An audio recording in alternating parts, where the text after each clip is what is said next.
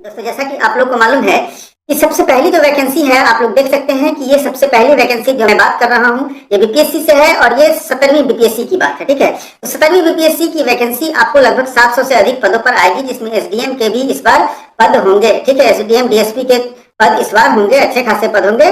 ठीक है, तो जो लोग एसडीएम पद के लिए आपने 69 बीपीएससी नहीं भरा था उनके लिए एक गोल्डन अपॉर्चुनिटी हो सकती है। वैकेंसी जून 2024 तक आएगी। कब तक आएगी? वैकेंसी जून 2024 तक आएगी। एग्जाम डेट का अनाउंसमेंट हो गया है, 30 सितंबर को आपका प्री होगा। मेंस आपके जनवरी में होंगे। जैसा कि आप लोग को जनवरी के फर्स्ट वीक बताया गया है, तो 3 से 6 जनवरी के बीच जो है वो 69 बीपीएससी का प्री हो रहा है, तो मेंस हो रहा है, सॉरी। इसी तरह से आपका ये 30 सितंबर को पीटी और जनवरी के फर्स्ट वीक में आपका मेंस होगा।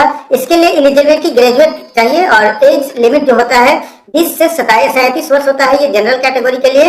अन्य कैटेगरी की बात कर ले तो अन्य कैटेगरी के इस प्रकार बिहार सरकार के नियमानुसार छूट मिलता है, वो सभी मिलेगा। एग्जाम पैटर्न पीटी मेंस और इंटरव्यू होता है। जो नई आरक्षण व्यवस्था बिहार में लागू हुई है, ये सभी जो भी भर्तियां हैं इसमें नई आरक्षण व्यवस्था लागू होगी। ठीक है, ये नई आरक्षण व्यवस्था के अंतर्गत ये बहालियां आने वाली है। तो जो नई आरक्षण व्यवस्था के अंतर्गत बहालियों का इंतजार कर रहे हैं उनके लिए भी एक अच्छी खबर है।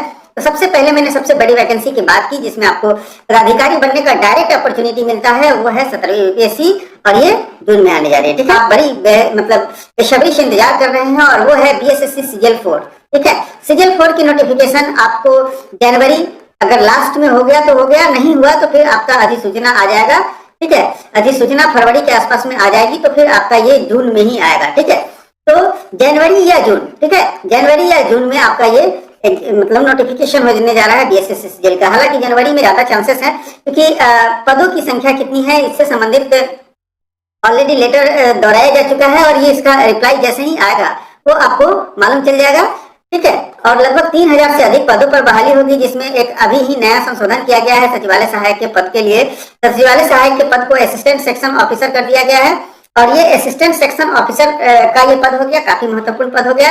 इनसे संबंधित जॉब प्रोफाइल ऑलरेडी वीडियो मैंने बनाया है, इससे देख लीजिएगा, आपको सारे जितने भी डाउट्स हैं वो क्लियर हो जाएंगे। क्वालिफिकेशन ग्रेजुएट होगा, उम्र सीमा 20 से 37 वर्ष होगा। एग्जाम पैटर्न पीटी और मेंस होता है। ठीक है, ये इसका आप लोग बड़ी बेसब्री से इंतजार कर रहे हैं और ये आपको जल्द खुशखबरी भी मिलने वाली है। अगली जो वैकेंसी होगी वो टीचर की वैकेंसी होगी। जैसा कि आपने देखा कि अभी हाल ही में TRE 2.0 संपन्न हुआ है। ठीक है, TRE 2.0 संपन्न हुआ है। अब ये TRE 3.0 जल्द आने वाली है और इसका एग्जाम जो है अगस्त में होगा, क्योंकि चेयरमैन साहब ने ये बता दिया था कि अब टीचर की बहाली हर वर्ष होगी और इसका एग्जाम अगस्त में होगा। ठीक है, तो अगस्त जो है 24 में इसका एग्जाम होगा, मतलब जून तक इसका भी नोटिफिकेशन आपको आ जाएगा। लगभग 10,000 से लेकर 50,000 पदों के लिए नोटिफिकेशन बहुत जल्द आएगा।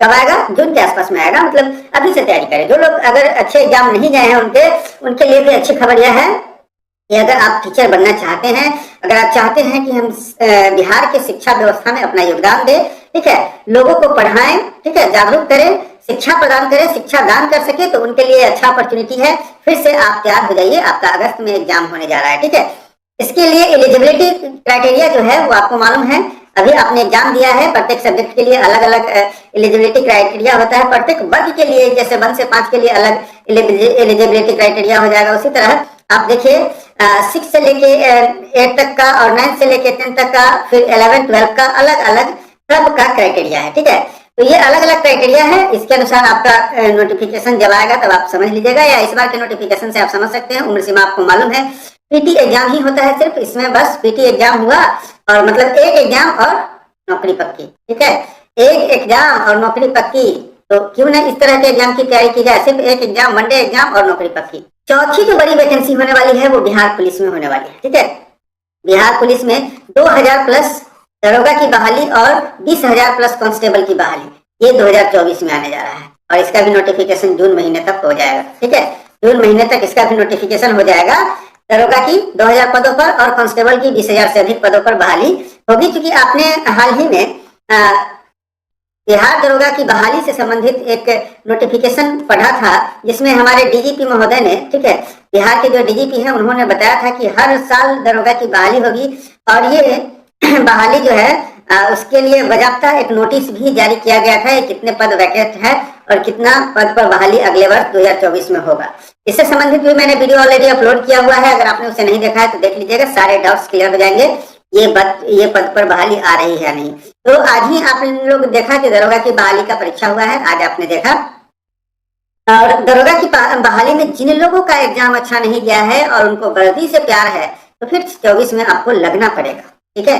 24 में आपको लगना पड़ेगा। अगर वर्दी लेना है तो वर्दी के लिए मेहनत करना पड़ेगा, और मेहनत तभी आपका सही दिशा में जाएगा जब आप सही डायरेक्शन में तैयारी करेंगे और इस 2024 को भुनाने का प्रयास करेंगे, ठीक है। उम्र सीमा 20 से 37 वर्ष और एग्जाम पीटी मेंस होता है, आप लोग को मालूम है। ये हमारी चौथी बड़ी वैकेंसी थी जिसके बारे में मैंने डिस्कस किया। आपका 5वीं बड़ी वैकेंसी है, वो है आपको स्वास्थ्य विभाग में 1.5 लाख पदों पर बहाली होगी। डॉक्टर्स, ठीक है, डॉक्टर्स के अलावा एएनएम, ठीक है, एएनएम, जीएनएम, इन सभी पदों पर 1.5 लाख पदों पर बहाली होगी, ठीक है।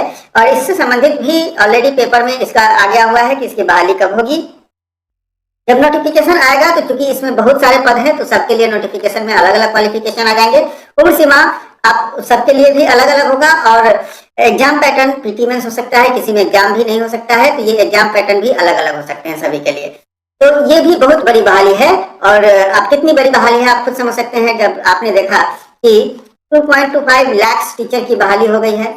उसी तरह से 1.5 लाख स्वास्थ्य विभाग में, क्योंकि स्वास्थ्य विभाग की हालत काफी खास्ता है, और ये प्रोमिस हमारे उप मुख्यमंत्री साहब ने किया है, तो डेफिनेट रूप से ये प्रॉमिस आपको पूरा होगा।